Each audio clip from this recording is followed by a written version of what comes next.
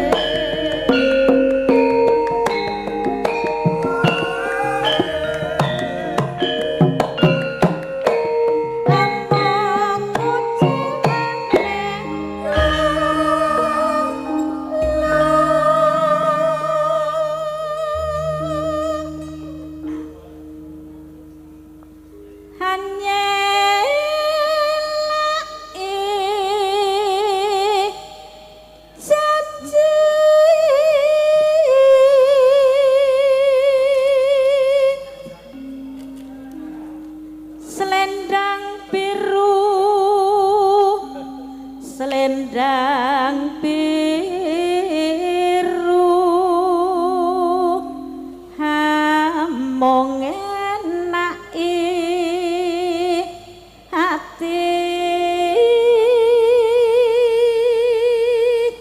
Nora tekan. Ayah. kene ya apik. Wah. Cah bagus saiki saya apik, saya apik. Waduh. Nggih monggo mondhon panggung tambah 200 ya Le. Lah ya kudu karo Mbok Dene. Ah nggih. Mbok De napa Mbah apa tante? Mbok De napa Mbah napa tante? Ya coba ndak ketuwen. Oh iya. Moh aku lek Mbah. Moh itu ya moh. Bebek. Oh bebek oh nggih. Oke bebek. Ayo diteruske bebek. Yo bebek. Batin setiamu ngopo kowe? Monggo. Selendang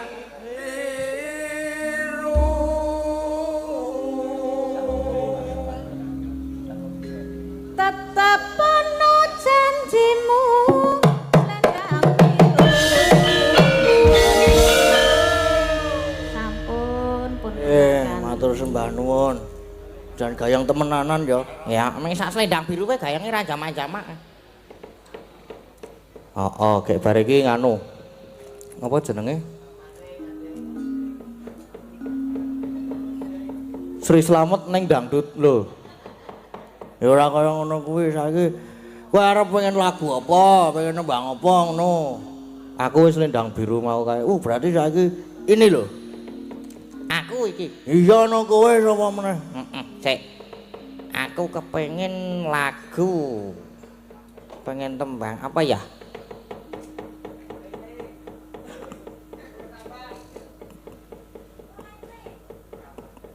Apa ya sik?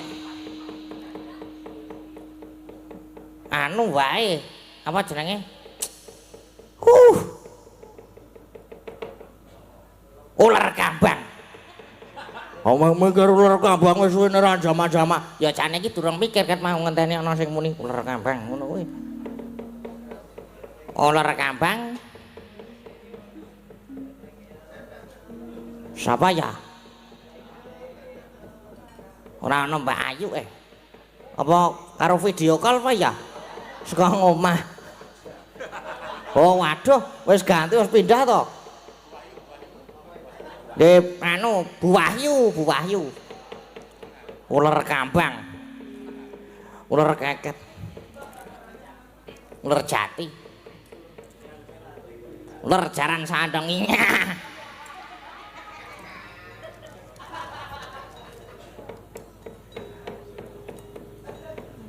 Mangga Bu Wahyu. Ular kambang. Belok pas Slendro. Slendro wae.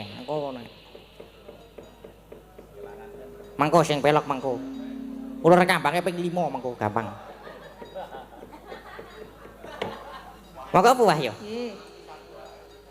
Ular kambang sak titae lona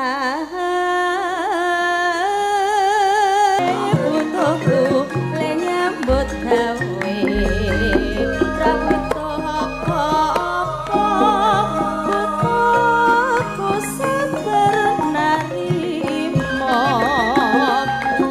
ora kaki ayu nanging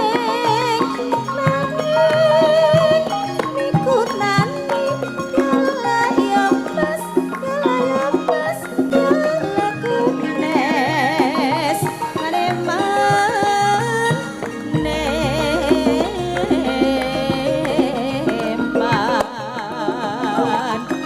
Rama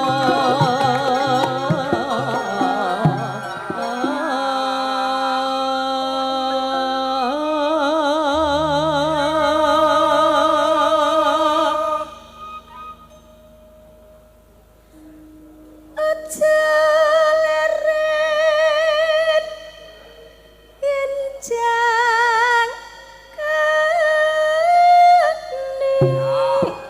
turun takon rambang sak senema rejo nakura rambang sak sentelu berjuang di meneng maju maneman neman ora tamen ora open ora tamen butuhku di meneng kajen ora butuh apa-apa butuhku sabar narimo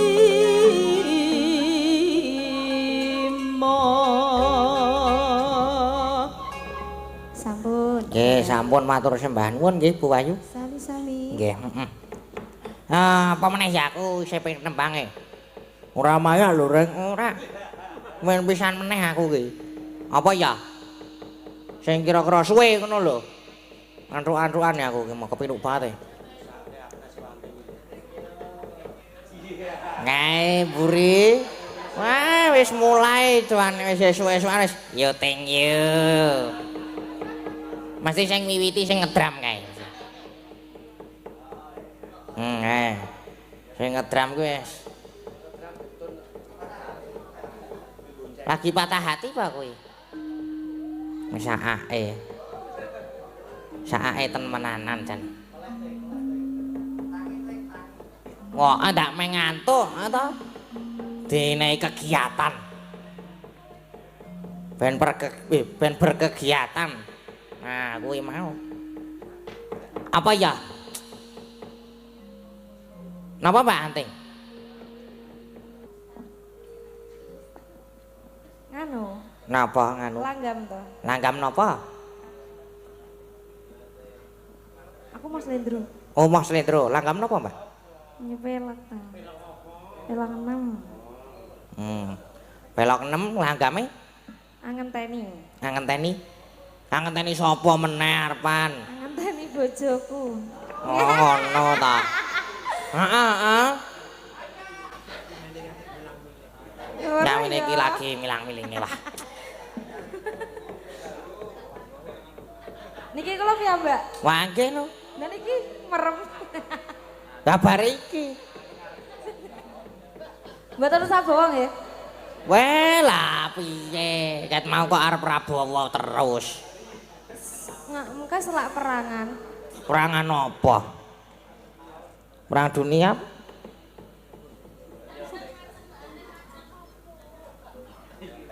Nggih, ten mriki mawon nggih. Pun Lah nggih teng mriki mosok ing tengah samudra ngono ra mungkin. Wow, terus nek orang gumik langsung mawon to. langsung mawon nggih. Bawa. Alah. Wah, Chan. Bawa. Ndang.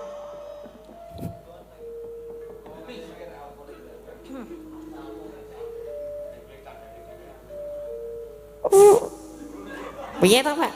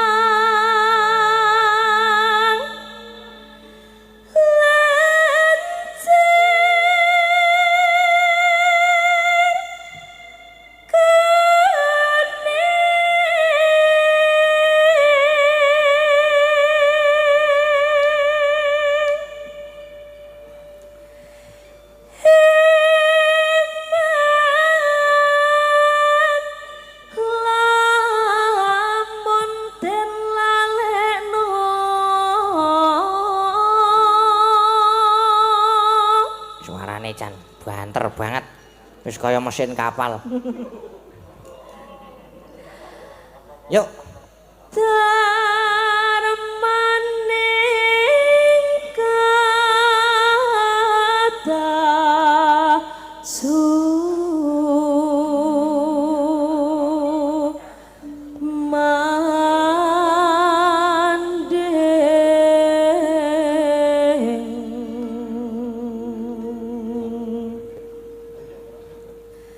Senadyan namung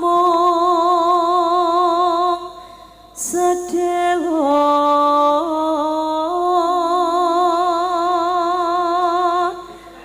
nambahi sang sami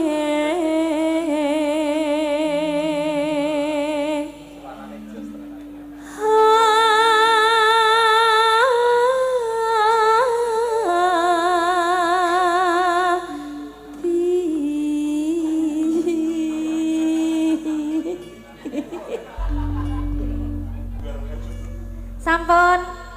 Ayo Mas Keswan. Nanti harapan kok ngajak kamu Keswan? Dimulai. Wait. Wih.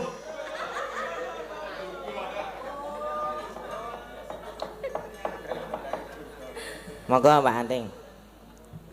Aku ngenteni tekamu kaya ngentenimu dening ayu janji sesami bareng jroning kalbu sumpah kapujanku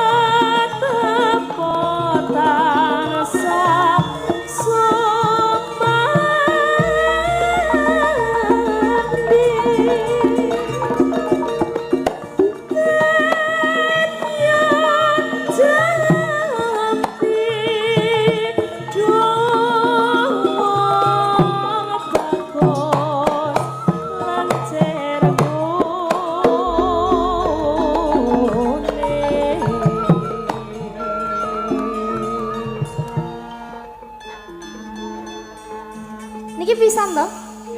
Pindho. Nesu Tak ae. kira lek pisan-pisan. Ya pindho. Nek pisan kurang. Lah justru kuwi ora enek pengalaman kok. Kula golek pengalaman video ping 3 ping 4.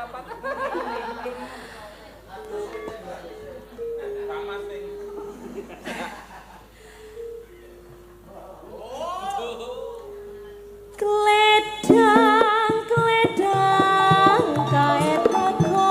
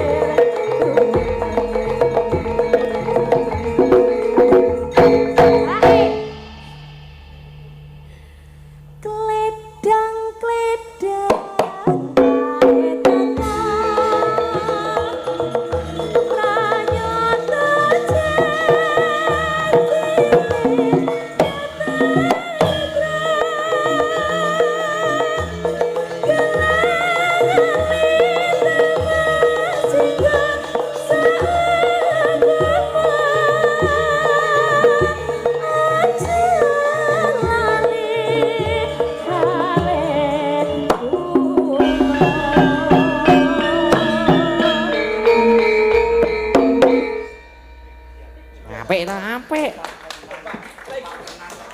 Kompak temenanan nih. Wis. Jas. Karang saking semangate nek Mbak Antik iki nganti le pupuran ki menggon kene iki. Sing ngene iki lali dipupuri. Saking mempenge kaya saking semangate arep bar disemangati. Mulai pupuran nggon kene iki. Ngon kene iki lali kan. Ngon kene iki lho.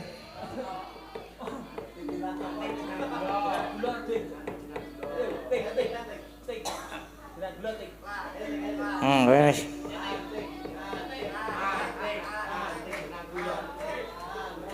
Ngai setan nyuwun mulih lho Mbak jeneng kula.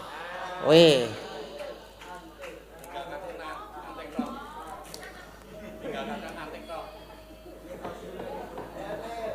Ya ngono jajare wae.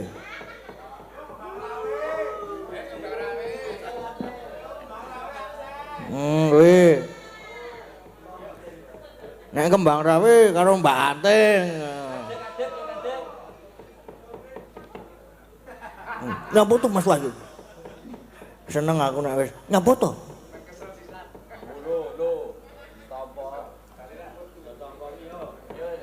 Ana yo saking semangate aku ket mau lek matke. Lho. Ayo wis ora apa-apa. Besok nganggo semen bak langsung putih tak jamin.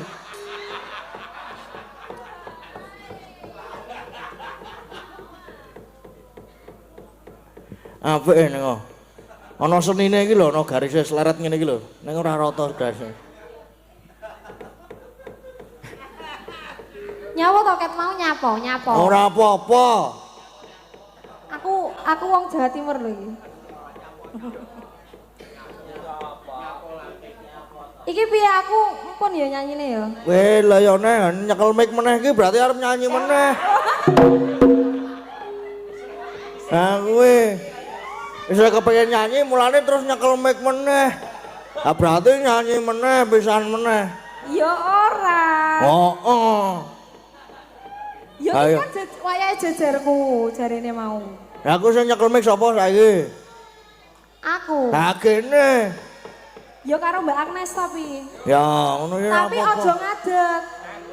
Lho. Jarene nek goro-goro ki wayahe wong tua-tua masa disuguhi barang sing ngadeg. Mas. Ya kan ora sopan. Lah justru ngedeke sing do tua-tua kuwi.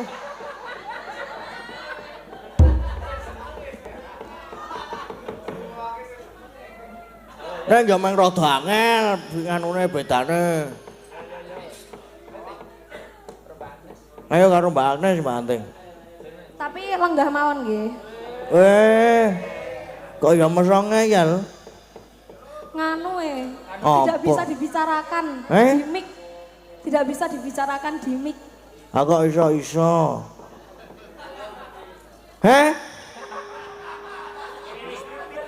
Gebeles pipit, anu apa?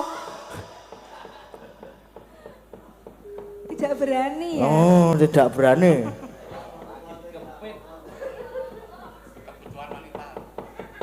Ya ora apa-apa karo renggah. Neng wong loro ya. Napa ajeng karo napa, Mbak? Oh, kembang rawe. Wah, nek kembang rawe ra karo ngadeg iki rasane kurang. Oh, kae. Yuk, menyat. Kembang rawe. Karo ngadeg karo Mbak Agnes.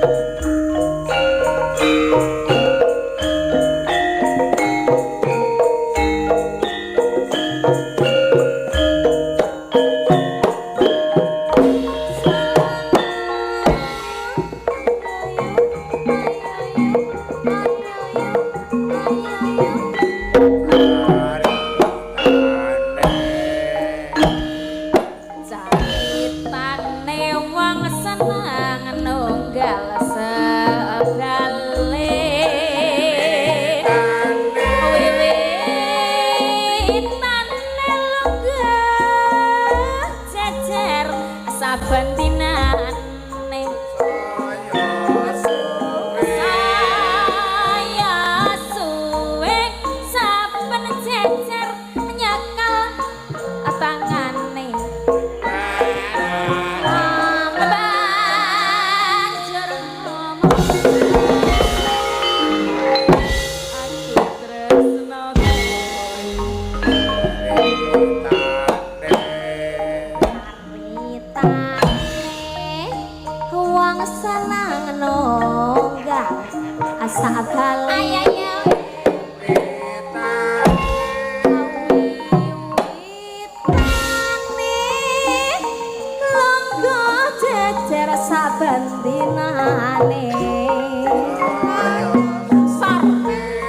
Saya suwe.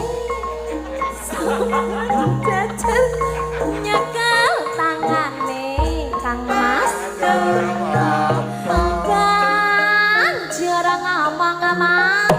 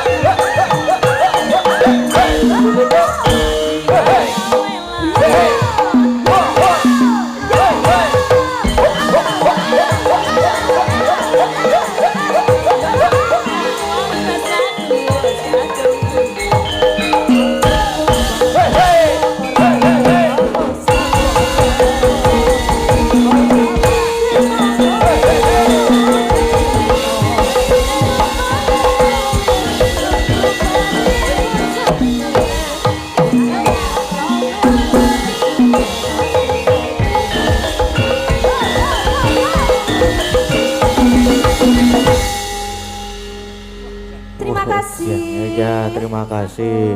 Mbak Agnes, nego cakepan opo pas? Nggon awal-awal mau ki. Apa? Cakepane opo mau rapati cetha? Sik endi? Pas gedruk mau lho. Berpatah bim. Opo kuwi? Kuwi anomali. Anomali. Ini harusnya kamu tuh tahu itu loh. Kita udah tua tahu, kamu kok nggak tahu tuh gimana sih? Masa di Iya kan gue kagak tahu. di YouTube itu loh selalu ada anomali itu berpatah bim. Apa kayak jenis Bambanini, Gonzanini. Tralalelo. Gak tahu ya? Gue kagak tahu, gue kagak pernah buka YouTube. Cappuccino Assassina. Nah, kayak gitu. Itu tuh lahir ketika Gen Z lahir. Iya ya, Gen Z. Seperti Anda. Oh. Ngaten toh. Arep pula aku mulai, Ben. Iki ngatos-atos derekke. Terus nesu ya segi matur sembah nuwun. Iki to mau nah. Saiki arep ngopo? Iki wis jam saiki jam pira iki? Wah, 2:30 wisan. Setengah telu Truk. Nah iya. Ayo iki apa kae melu bapak kae karo bapak. Mbok kaya apa bendara anyar apa kepe? Heeh apa? Ha ya mbok menawa ya ora apa-apa ngetutke bendara anyar anggere jajan. Anggere jajan tur ora apa jenenge pelit. Mau aku nek pelit ora seneng aku. Anggere bendara anyar, anggere ora angkringan terus mampir wah seneng ora jamak-jamak ayo kae bapak diceraki bapak kae. Heeh ayo diceraki. Lah nganggo apa? Nganggo mau lho tung-tung sahur mau lho. Ya ora ngono. Ya nganggo ya playon Jogja. Jogjas. Wis sing jos pisan ngono kuwi. Heeh ayo gek diderekke bapak kae.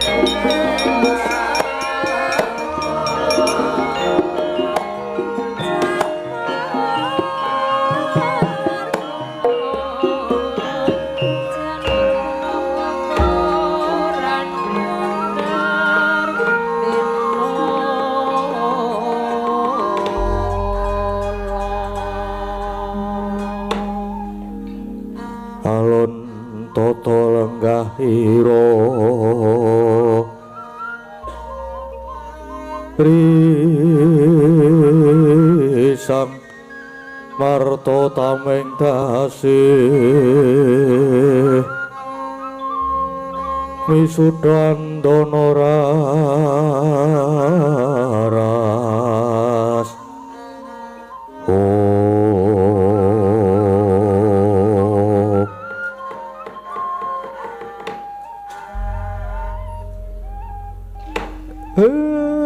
blegagag ugag sak dolita meh.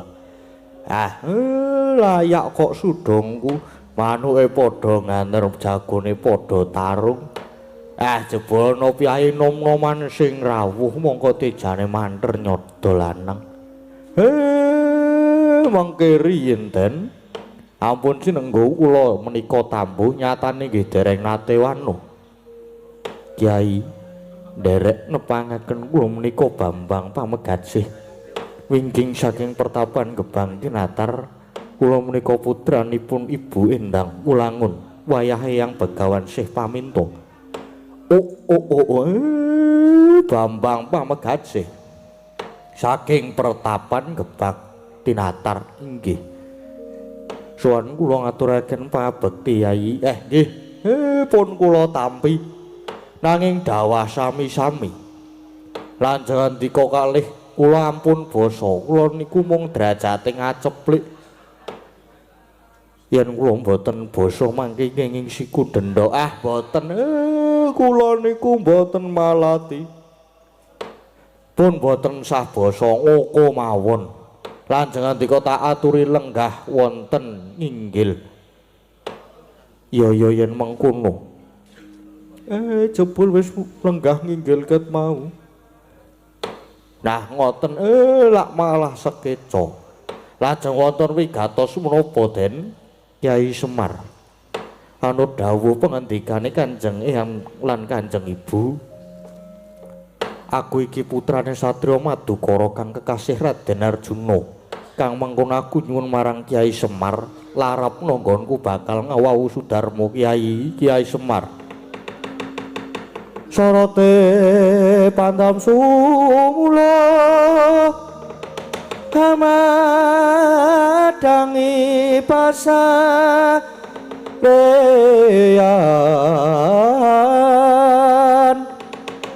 nanging wadana katon remu-remu kalingan hangrangan sang tiaman nangkung sumungkem guling sang agung rarapa baboe maneman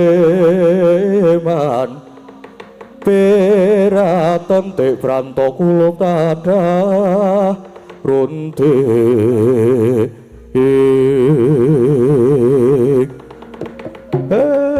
nggih den inggih yen panjenengan badhe ngawau Sudarma kula mboten kawratan ngarepke wonten ngersane Kang Rama inggih Ndara Janaka nanging mangke mang matur piyambak lan bab dipun tampilan botenipun mangke gumantung Ndara Arjuna iya Kyai matur nuwun nggih pun monggo budal kula dereke Tole Gareng Petruk Bagong ayo dereke ndaramu iki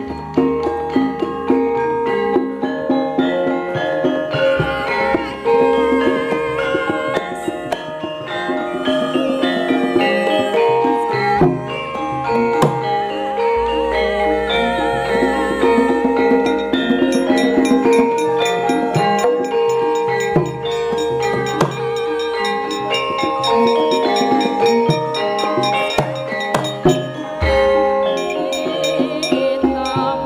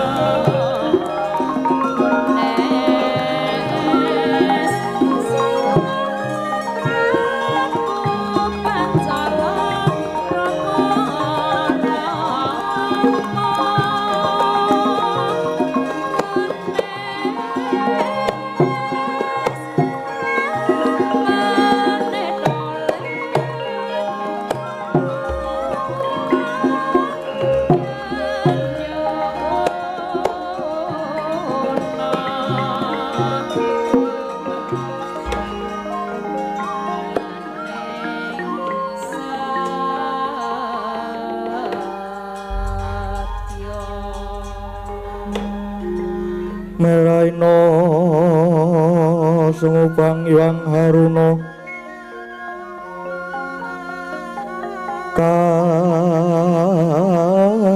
katinetraning anggora apuh sabdaning kukila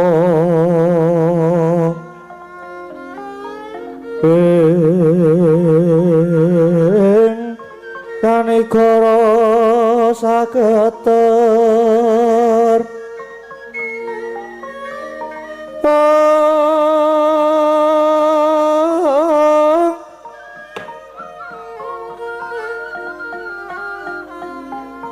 Putu Prabu Kresna, Putu Prabu Punta Werkudara Janaka, Gatotkaca lan Bima.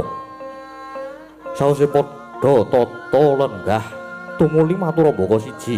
Apa to sejatine dene nganti padha gumrubyuk gemruduk tumeka ning Praja Wirata kene. Putu-putuku. Eyang.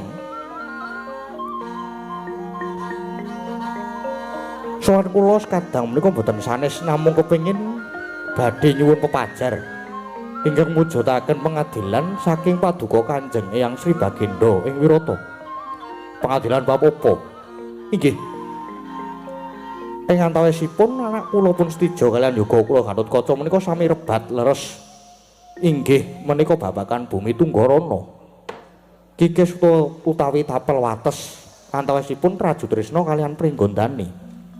Oh, Barana tinggalane Adipati Kala Mastaka biyen. Nun inggih Hyang kasinggihan. Ingkang menika mugi Kanjeng Hyang keparenga ingkang paring karampungan adhedhasar adil tuwin leres. Turangga Tunggarana menika bawah Raju Trisna menapa wewengkon Pringgondani. Jagat wasisaning Bathara wayah Blora jagat. Oh, lah yen ngono ora ketang seklimah rong klimah. Aku butuh rembugan karo anakku sakloro niki, Kresna. Lan kabeh wae dadi seksi. Antaraning Gatotkaca lan Setija tak dangune mbaka siji. Nun inggih kasinggihan. Kula sumanggahaken Eyang Setija, apa bener yen Tunggarana iki wewengkon Raju Trisna? Upama bener banjur dasar apa? Inggih.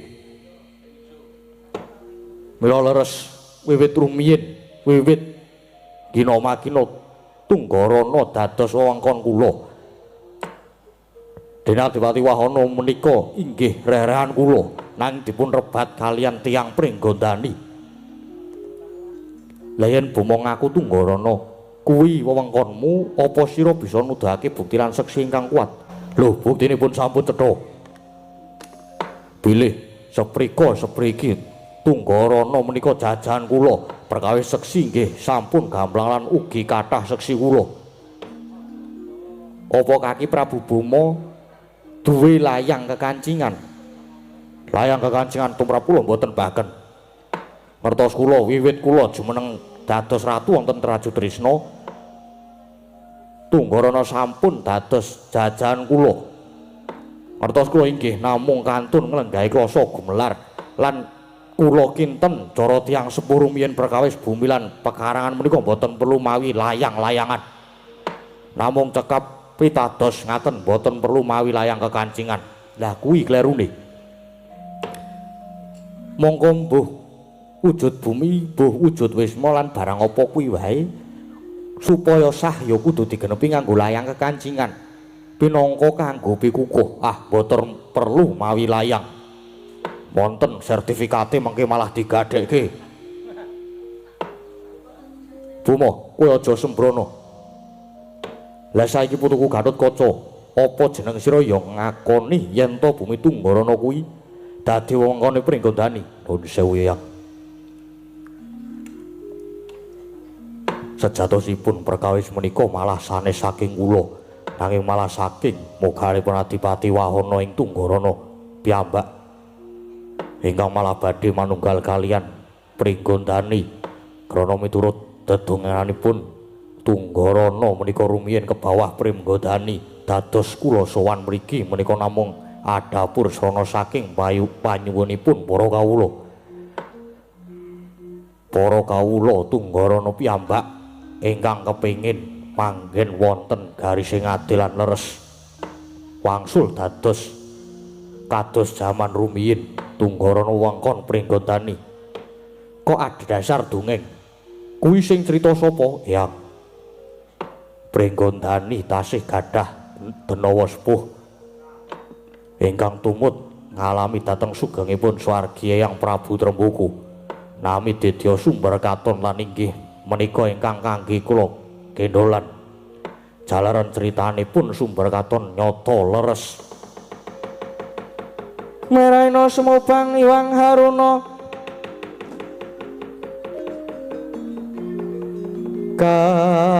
katinetrane nganggo rapuh sabdaning kukila ringgane kara sageter kene tuane wong liru sing bindi panca jagat dewa Bathara wela dalah mbaya coba ingsun mundhut sowane dedya sumber katon inggih ngesuhaken dawuh sumber katon katimbalan supaya sowan marak sowan ngersane Kanjeng Eyang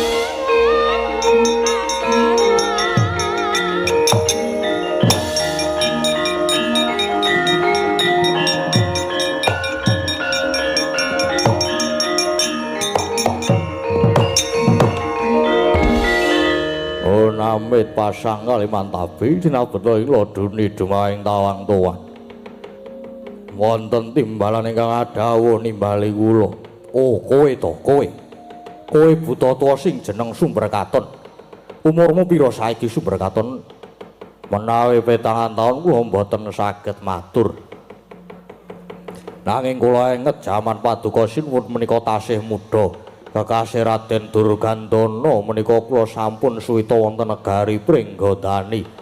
Pedamelan kula ngreksa gedhong pustaka.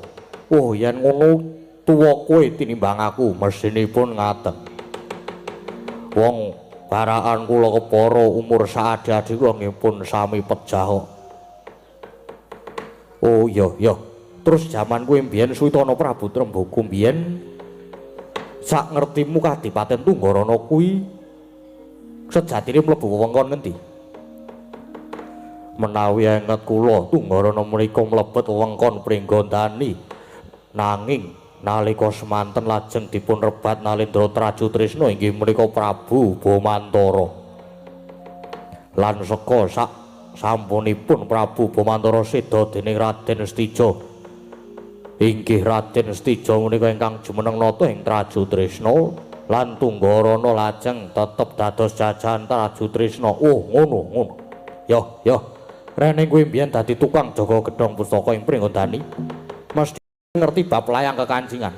Apa isih ana? Oh, wonten sinuwun. Nanging menawi mboten klentu sak menika malah mapan wonten negari Wirata. Lho, malah ana Wirata kene. Larah-larahe kepiye sinuwun nalika semanten serat kekancingan negari-negari sak jagat ingkang jangkep sak gambaripun menika dipun ngelompakaken dening ingkang Rama Swargi Prabu Basukesti wonten negari Wirata dene nawala wau sareng sampun mlempak lajeng kadhapuk dados padha babat sinebat serat pustaka Raja Purwa kalebet kekancingan bab bumi Tunggarana menika ki kasrat wonten ing mriku sinuwun. Weh ladalah.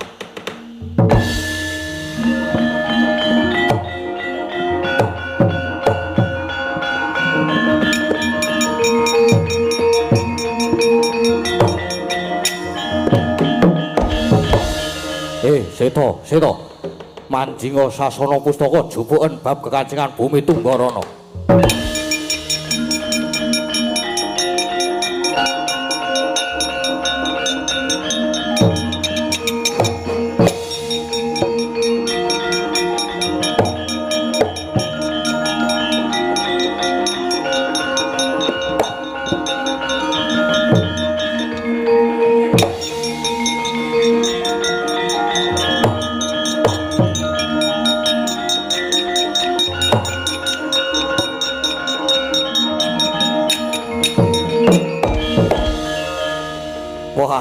adi klebian yen layang kekancingan bab bumi Tunggarana mapan ana wirata kene seta sause layang kekancingan wis tok jupuk tumuli wacanen surasane ora malah tok selehke ning kene oh nggih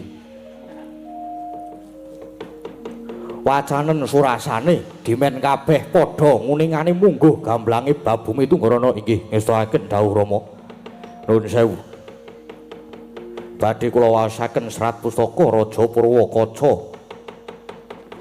Raja pinten iki?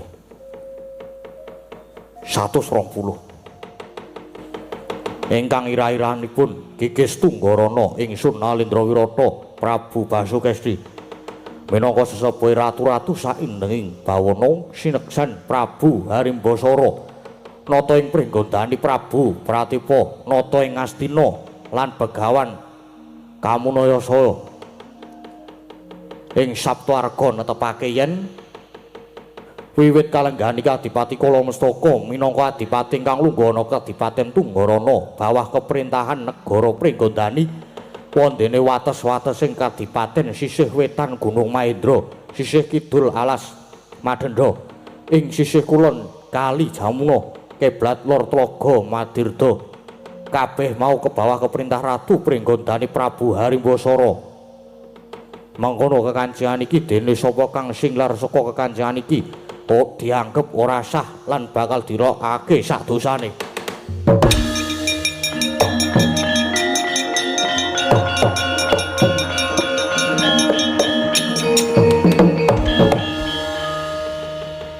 Lah saiki wis cetha sing dadi underane perkara. Ingsun dhewe uga ora bakal banjini banjiladan, ora bakal pilih kasih. Majapati ngadeg jejeg ana ing garis jejeg lan adil. Ya kanthi dasar kekancingan saka serat pustaka Rajapura iki nyebutake yen jaman Prabu Harimbasara lan uga Prabu Trembaka ing Pringgondani nyebutake yen bumi Tunggarana kuwi dadi wewengkon negara Pringgondani. Mula jroning parpatan iki ingsun Prabu Majapati Wirata ingkang pinangka sesepuhe para ratu netepake kanthi sah yen Tunggarana bali dadi wewengkone Pringgondani. Kabeh kudu gelem nampa kekancingan iki kanthi lega lan ikhlas.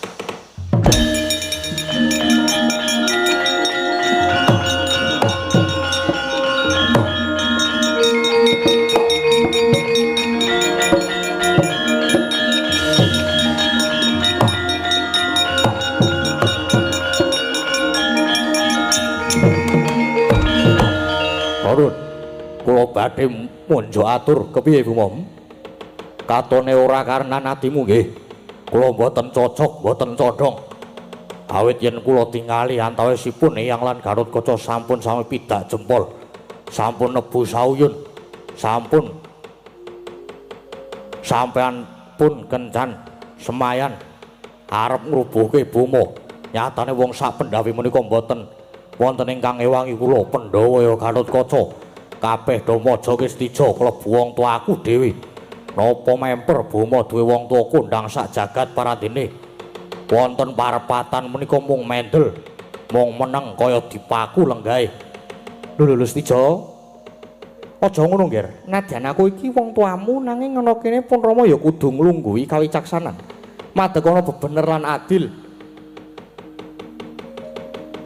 Mongko kowe kalah bukti lan seksi dadi aku ora iso ngewangi karo kowe Stija.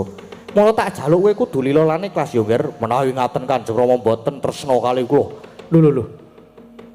Anak ya tetep anak nanging sing bener ya kudu dibela. Bener kudu dibenerake sing luput ya kudu diluputke. Ora kena bebener kok njur dibebudhek nganggo rasa katresnan pun cekap pun.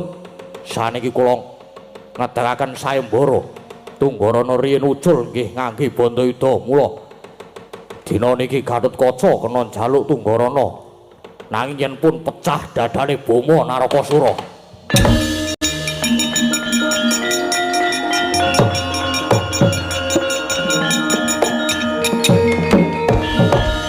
Jagat Dewa Bathara lah dalah. Kresna, piye kok kaya ngene iki Werkudara piye?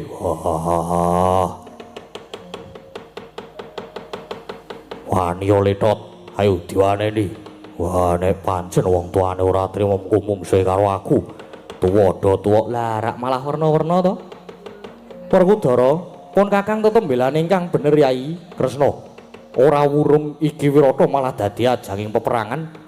Penjaluk Istijo kae piye? Kepareng mujo aturiyang. Senadyan wonten ing parepatan menika sampun dipun tetepaken yen to Gatotkaca ingkang mempang ing pirembagan dewa semanten Kakang Stijo Murina lajeng ngedegaken sayembara perang tanding. Pramila mendak kula dipun wastani boten merwira, Pak. Pareng boten pareng badhe kula legani Kakang Stijo, badhe kula adepi penantangipun. Nawung pangestu para pepundhen ingkang kula suwun.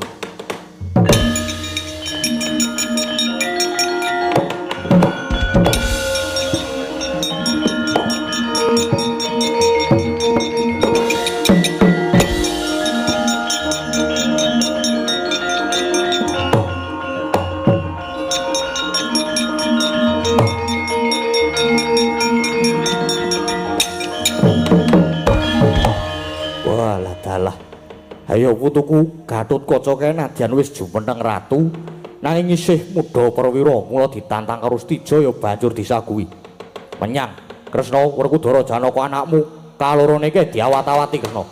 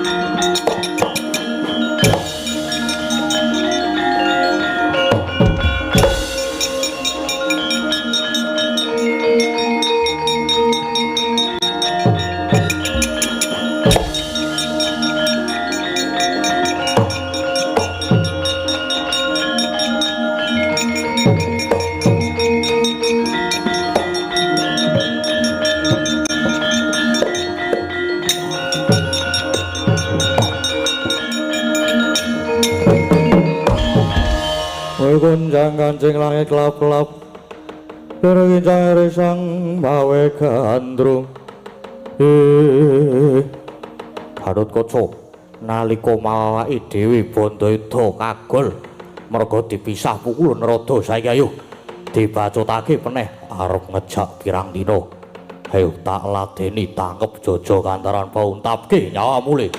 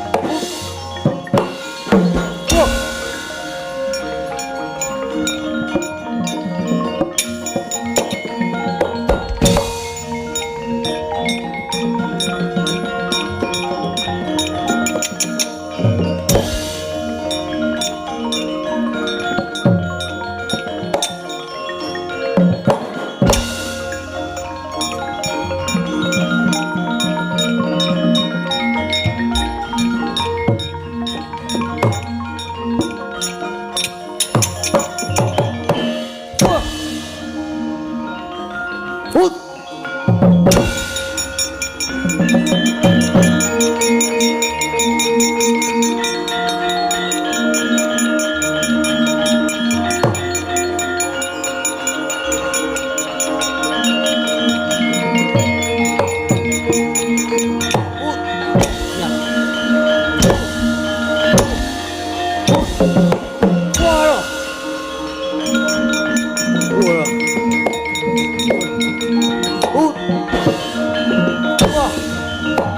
Biar apa?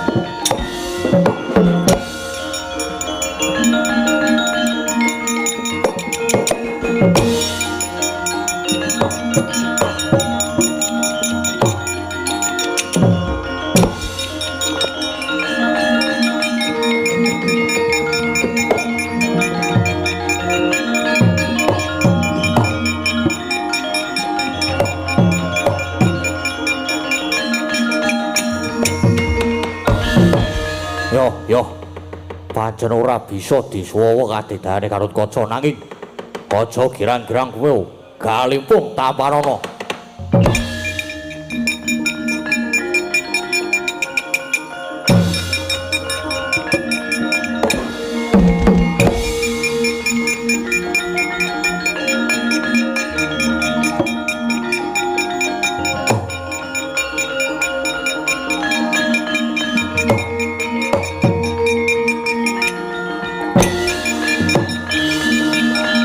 Sambaton.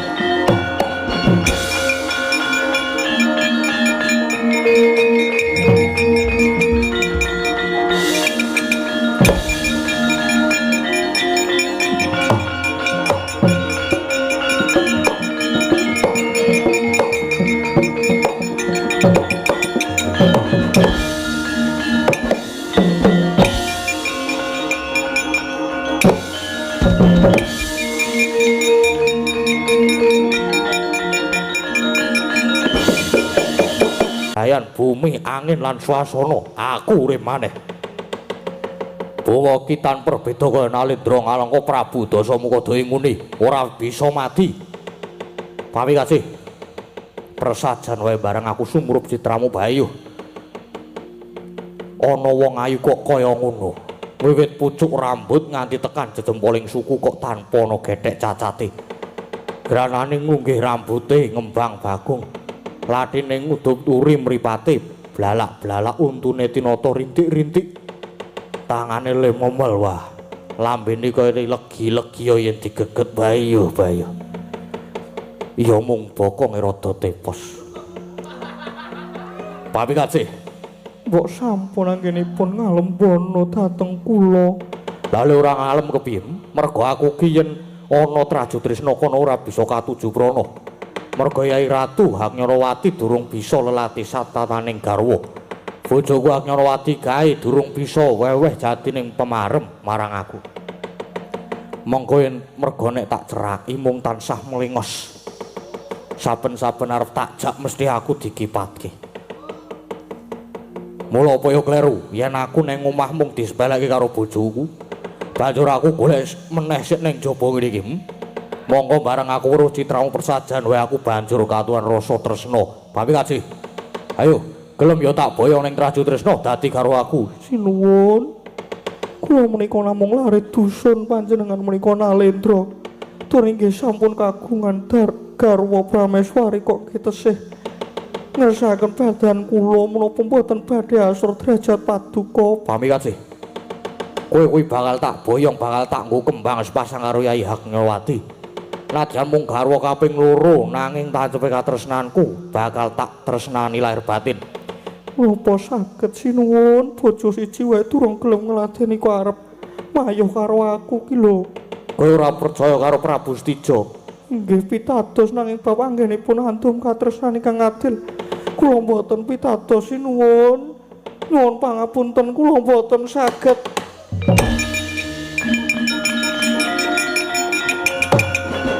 Oh, pami kasih.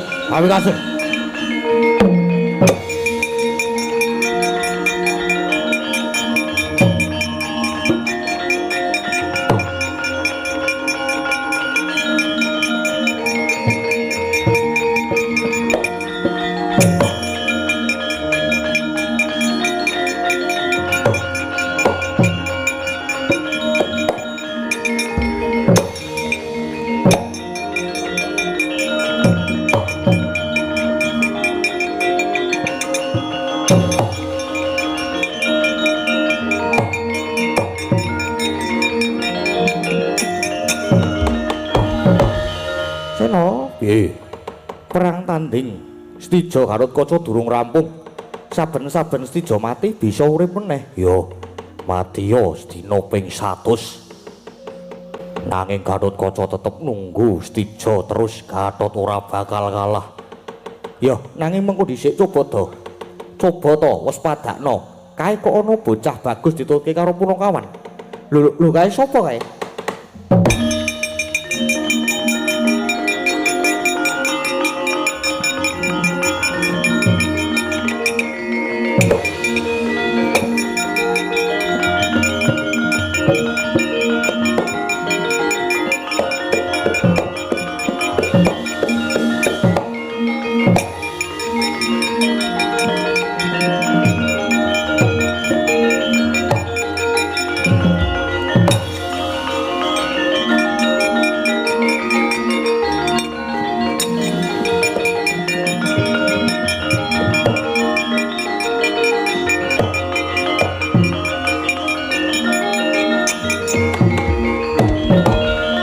Dhisik iki kok ana bocah bagus sapa kowe? Kula Bambang Pamegatsih sinuwun. Kowe Bambang Pamegatsih bocah saka ngendi? Kula lare saking Pertapan Gebang Tinatar. Saka Pertapan Gebang Tinatar banjur kowe kuwi anake sapa? Inggih kula anakipun Ibu Endang Wulangun. Lah kok dadi tekan kene karo ditutke para Punakawan? Inggih. Nek aku jan golek juragan anyar. Soale iki mau rapoli mampir angkringan barang ya Gong ya. Heeh, aku setuju aku nek juragane iki aku. Ora kaya kae sing arep dhewe kae lho. Meneng wae wis meneng wae. Nek karo kae jan petung kok kae kok. Tak kira mampir angkringan kuwi mbiyen mampir terus kon pesen jebul rampung kok. Petruk kowe apa Petruk? Kaya bayar dhewe ya karo aku titip iki mau siji ngono. Pahit tenan to menglong-longi didawak dhewe. Do meneng dhisik. Nggih. Sinuwun kula badhe ngawuh Sudarma. Lho, lah Sudarmamu sapa? Dawuhipun yang Begawan Sih paminta. Kula menika atmajanipun Panengah Pandhawa Raden Arjuna. Wah, saben-saben ana bocah takon bapak mesti iki mesti Janaka. Wah, mesti jlamprok, mesti jlampor. Wah, saben-saben ana lakon takon bapa mesti anake jlampor, anake jlamprok, anake jlampor, anake jlampor.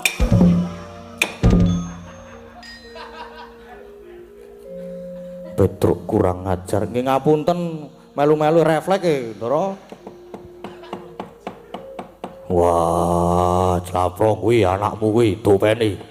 Wong kula mboten piye.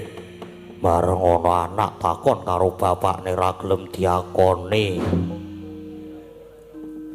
Arjuna kula wonten dawuh. Bocah bagus iki jenenge Bambang Pamegatsih. Ngakune iki anak Janaka patutan karo Endang Wulangun. Anake Begawan Pamintosih saka Pertapan Gebang Tinatar. Eling-elingen Arjuna tau gandeng karo wanita sing jeneng Endang Wulangun apa ora? Koko Prabu kula ingkang badhe murba lare menika.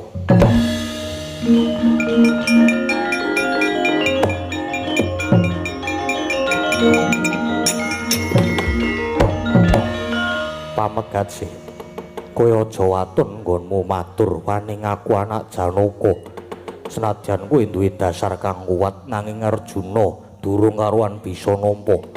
Nek pancen kowe ngaku anak Janaka, apa sekirane kowe saguh minangkani pamundhutku? Merga tumrap Arjuna sapa wae kang awu Sudarma marang aku.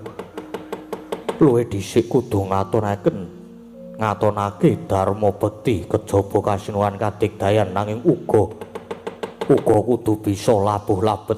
Luwih dhisik keparengipun Raden kados pundi? Pamegatsih, kalenggan iki lagi ana pepeteng. Anane perang tanding anakku Gatotkaca lan Setija ora bakal ana krampungane. Yen kowe ora bisa ngrampungke utawa ora bisa gawe padang perkara iki ora esuk ora sore kok bakal tak akoni yen kowe atmajane Raden Janaka nyuwun pamit lan nyuwun pangestu.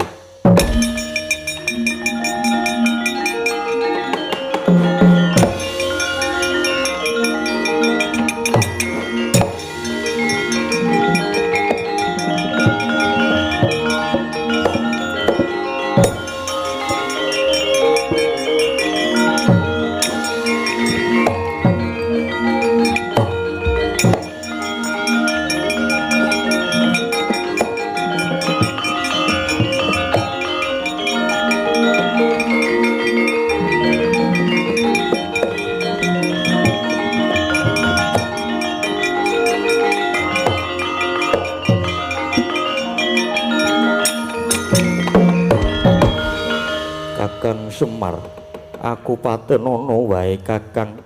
Wirang bebarang ora ditampa nggonku ngawawu Sudarma. Kene tak patenane kene, Mir. Bagong lambene amoh. Ora kaya ngono, tak gentenane wis lho dadi bendara. Ora sudi. Ndara ampun. Kok mboten ditampa niku jalarane napa? Rama Janaka ngresake luwih dhisik aku kudu ngatonke lelabuhan utawa kudu ana dharma bekti dhisik. Dina iki lagi ana pepeteng merga perange Raden Gatotkaca lan Prabu Stija ora ana kerampungane. Yen aku bisa ngerampungke lan gawe padang perkara iki bakal ditampa pasuwitanku Kyai. Aku kudu kepiye? Pun ampun sumelang. Mang presane nika sedulur sampean endang pamikatsih.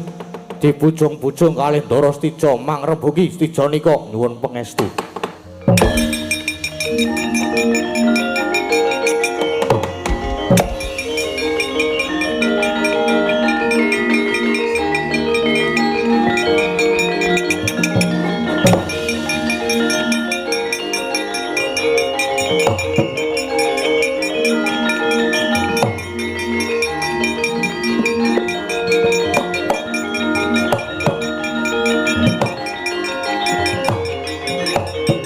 Ayo, manteko kene.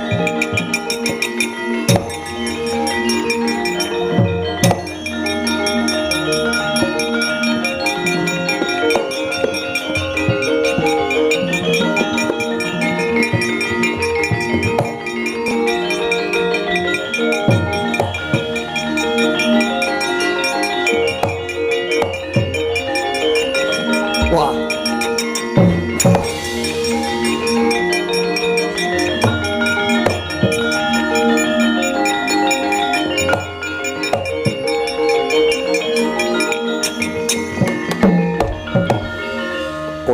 Kosik jroning aku mbujung endang pamekatsih iki kok ana bocah nom-noman wani nyegat lakuku. Kowe sapa kowe? Nggih nami kula pun Bambang Pamekatsih. Lho, lah kok jenenge ameh padha karo Pamekatsih yen ngono? Apa kowe kuwi sedulure? Inggih kasinggihan kula menika kadangipun Pamekatsih. Yen ngono kebeneran. Mumpung ketemu sedulure, kowe tak jak rembugan apik-apik. Aku arep nembung karo kowe. Kepanangipun kados pundi sinuwun? Wis persajan wae. Aku ketemu sepisan karo dulurmu ya Pamekatsih. Banjur ketuan rasa tresna mula adimu tak jaluk. Bakal tak wengku garwa bakal tak muktekke piye? Inggih, monggo mawon nanging menawi paduka saged minangkani menapa ingkang dados panyuwun kula. Kowe jaluk bebono kage matura arep nyuwun brana picis sanes kula mboten nyuwun menika nanging kula nyuwun reh ning paduka nembe rebatan bab Bumi Tunggarana. Kula lilakaken Yai Pamekatsih dhateng paduka nanging Tunggarana kedah paduka lilakaken supados tetep dados wewengkon pringgondani. Allah taala.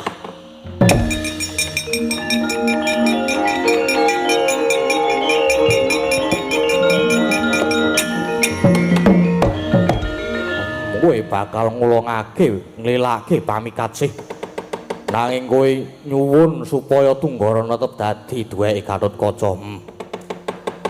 Milih duwe bojo ayo apa milih Bumi Tunggarana nanging nyatane aku wis kalah ning pengadilan. Ya wis tak lilake Bumi Tunggarana aku milih duwe bojo ayu.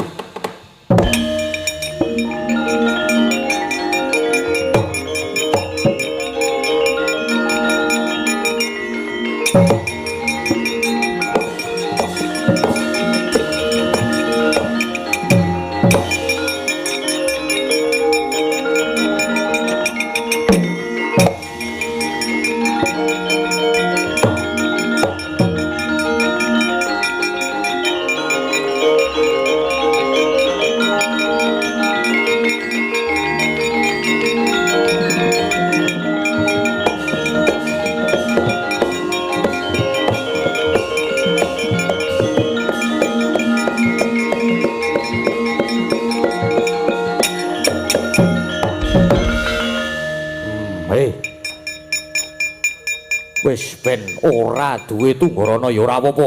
Bakune aku saiki duwe garwa sing ayu kaya Pamikatsih. Wah. Diajeng Pamikatsih. Kowe tak pondhong kok meneng wae kowe tak gendong kok meneng wae ge awakmu kok malah saya abot. Pamikatsih, kowe kok meneng wae bisu apa piye kowe iki?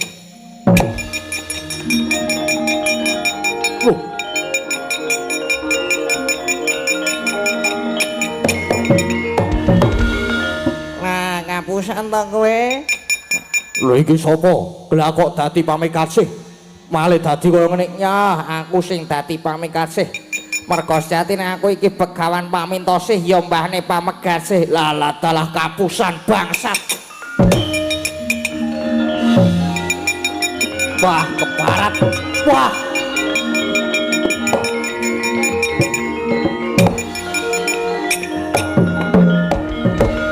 Parat aku jebul mung kapusan. Iki mesti sing gawe Kartisame karo Rama Prabu Ndarawati.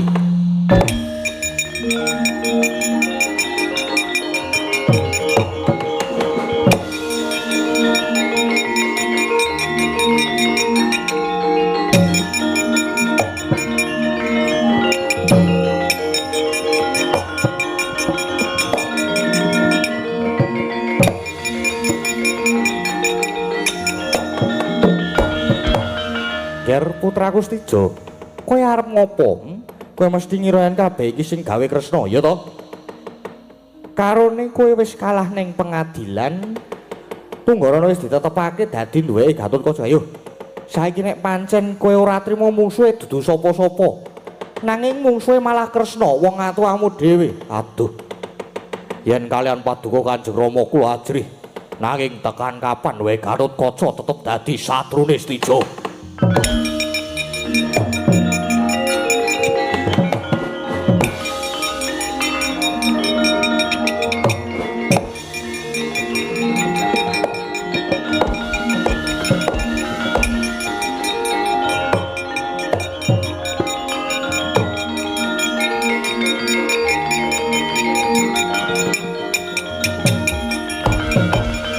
Ayo, sapa iki? Werkudara. Yo.